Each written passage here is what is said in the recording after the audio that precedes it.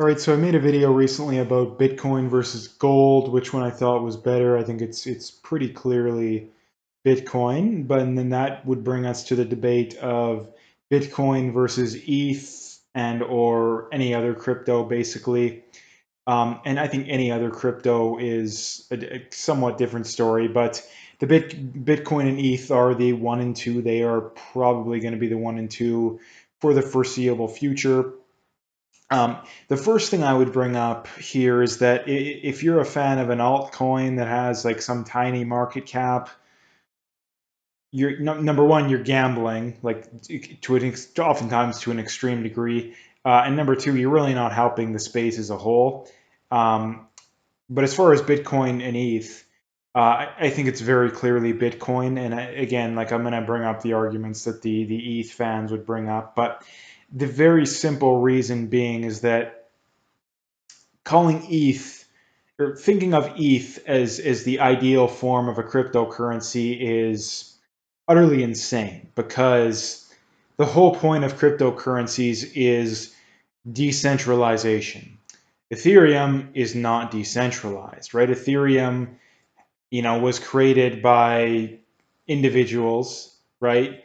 I mean, you have Vitalik who pretty much still runs the show. You got guys like Joe Lubin and stuff that have immense amounts of control over Ethereum. Not to mention too, there was an ICO. These insiders that were issued oftentimes large amounts of coins. When the crypto first came out. Um, ETH is a lot better than Cardano, XRP, and a lot of these other ones. Solana's, I think, may even be the worst. I don't know if XRP or Solana is worse, but we're talking like half the stuff in existence was issued to.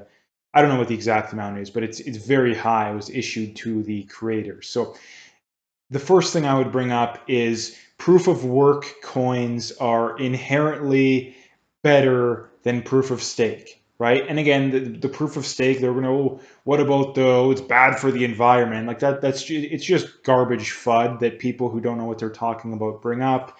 Um, Number one, the people who bring up how Bitcoin's bad for the environment, again, it's a comparable amount of energy as Christmas lights use, which is again very low. No one has ever even thought about saying, maybe we should stop using Christmas lights because it's bad for the environment. Like we've never even brought up the discussion or even thought about having the discussion, let alone do it. So anybody who makes the whole it's bad for the environment, therefore we got to go to proof of stake. It's like no, that's garbage. It's people who don't know what they're talking about, or people who want to deliberately go after Bitcoin with malicious intentions, right?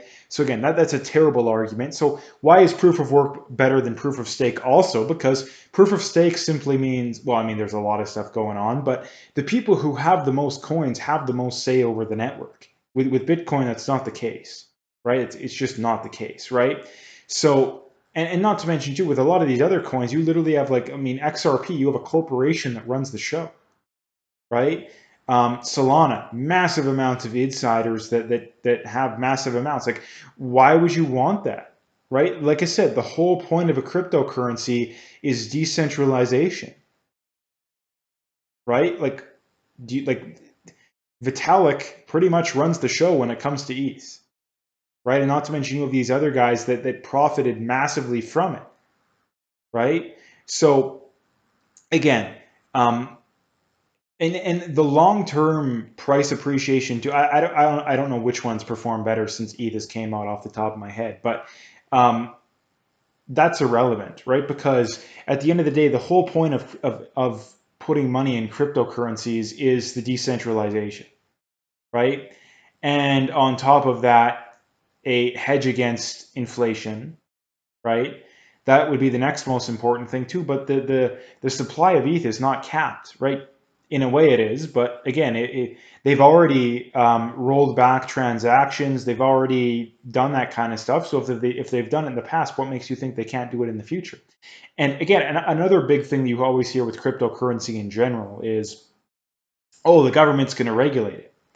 Well, if the government's going to regulate crypto, it's a million times easier to do it with ETH or Cardano or XRP or Solana than it is Bitcoin. Because if the government wants to regulate Bitcoin, is there a corporation they can go after? Is there an individual they can go after, like they can with XRP, Solana, Ethereum? They can do that with every single one of them, right? Ethereum is largely dependent upon Amazon Web Services to keep their servers going, right?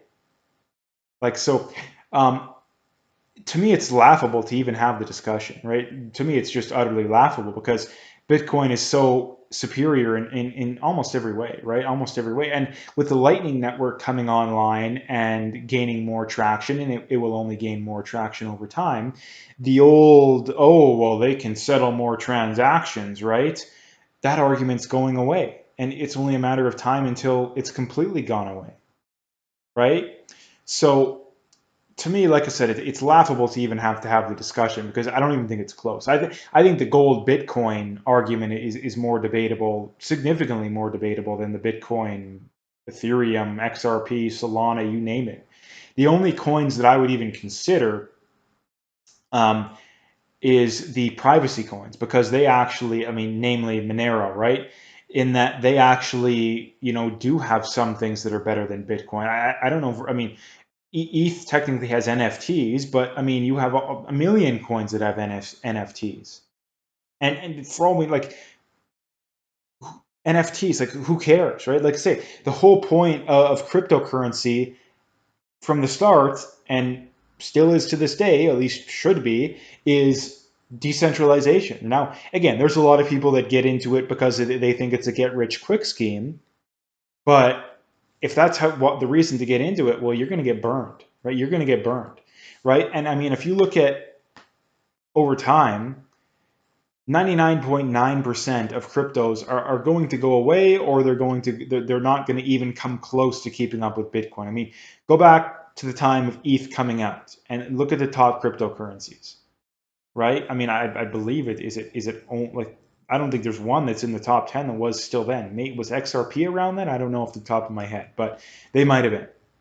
Maybe Litecoin, but I don't even think they're in the top 10. They're close to it probably, but I don't think they are. So this is the thing, is that there's going to be massive amounts of turnover. So I think that Bitcoin, like where the crypto space goes, Bitcoin goes, right? And the other debate here, I think the real debate is the Bitcoin versus the privacy coins, right? Because they're the only ones that actually have an actual advantage that's actually beneficial over Bitcoin. Now, technically, you can use Bitcoin in a way that is private. And again, over time, it's going to become better as well. So I think the only put money in surveillance coins or sorry, in privacy coins argument is, like I say, personally, those are the only ones that I would consider. Again, I do have a little bit of ETH, a little bit of Cardano, a little bit of some other ones. But again, to me, there's no argument for having any more than 5-10% in anything other than Bitcoin. Maybe, like I say, privacy coins. But again, if you look at Monero, it hasn't performed nearly as good as Bitcoin over time, right? I mean, Monero is almost the exact same as Bitcoin except privacy, right? But again, you can use Bitcoin in a way that's private if you want, right? Because the problem is the on ramps and the off ramps. It's not that there's a account with your name, right? I mean, if you have Monero, I can just simply switch it over to Bitcoin on an exchange that has no KYC. There's plenty of them. Transfer it to a Lightning wallet, and you're good to go, right? I mean, there's plenty of Lightning wallets where you don't need KYC. There's plenty of wallets you don't need KYC. So, like I said, like if you're willing to put in the effort, like you can use it anonymously. Now, the other problem too is that, if you're making 50 grand a year, but you drive a Lamborghini, like, yeah, you may be able to get around it with privacy coins or whatever kind of coin, but you're still going to draw attention regardless of if you're getting away with it or not, right? So in my mind, like I said, I don't see any, like where the space goes, Bitcoin is going to go. Where Bitcoin goes, the space goes. So if you want the crypto space as a whole to grow, you better be a fan. Better be a number one fan of Bitcoin, right? In my opinion. So anyway, that's what I thought or what I think. So if you like the video, hit that like and subscribe, and stay tuned for more.